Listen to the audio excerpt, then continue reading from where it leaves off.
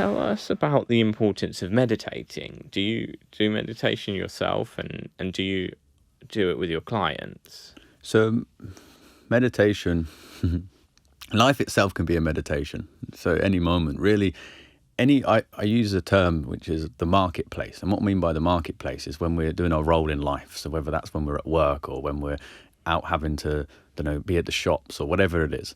If your meditation practice doesn't support you in the marketplace, it's pointless in my eyes, right? Mm-hmm. So it's about how can we bring the meditation to support us in every day-to-day aspects. So for me, it is very important for me personally, and it is something I use with clients that are called to that. Not necessarily every single client, but there's still meditative practices at least mindful practices to some degree. So for me, I meditate upon waking. So as soon as I wake up, I go from my bed straight into sit down, and I meditate for an hour first thing in the morning. But that started from a 5-minute practice. I don't want to put anyone off. Like that started literally just doing 5 minutes. And a lot of people feel that, I can't meditate because when I sit down, like my mind's just too busy, so I'm unable to meditate. And I always smile and I'm like, just when you meditate? Or when you meditate, are you noticing how busy the mind is? And that's really the key, just to be able to become that mindful of the noise within our head and to create that little bit of space between us and the situation so we can become a little bit more conscious, a little bit more aware. And do you do like a guided meditation, or do you just do it with your own self?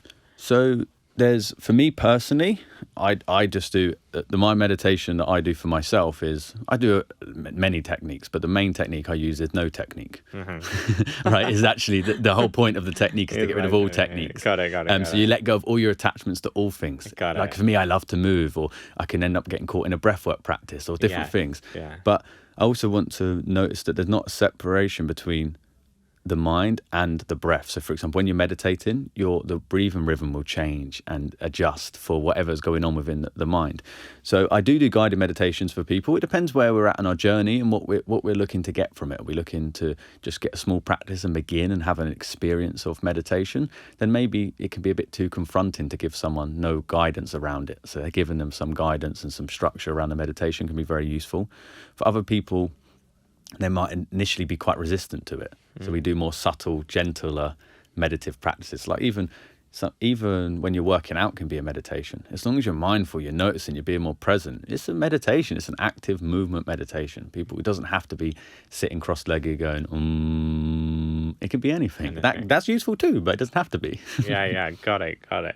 Well, I have talked about before how I think we're very overstimulated, and with our phones, your eyes working and your brains are working, and it's constantly taking toll on everything all at once. Plus, if you're then watching Netflix and stuff like that, it's like we're always stimulated, computer, phone, in a way that maybe we shouldn't be, and maybe we weren't before naturally. If we used to read a book, we would be using imagination, or people maybe did sit quietly more previously, but now they always kind of reach for the phone. So I think that kind of makes it needed even more, because it makes the mind even busier with all the things we're concentrating on. I think the key is to reclaim our attention. If we can be in charge of our attention, now we can consciously place it somewhere. So when we need to use the phone, we can consciously place it on the phone, and that's no problem. It's a useful tool, and it's a tool nonetheless. But what happens when it gets our attention, so the phone has more control over us than we have over it, now we start to lose this ability to put our focus elsewhere. And as you say, we get caught up and overstimulated, and then there's so much noise happening within the mind. So one little tip for some people is sometimes they're like, but I have to be on my phone because of X, Y, Z or work, is just to allow moments to have more soft, open, wide focus. So obviously the phone makes you very narrowed, focused in on something and caught up in that particular thought loops or cycle loops, whatever that is. So just to be able to take that break and have a bit more open focus around just noticing what's in the room, what's happening, and just have that awareness, and then choosing to put your focus somewhere for a moment.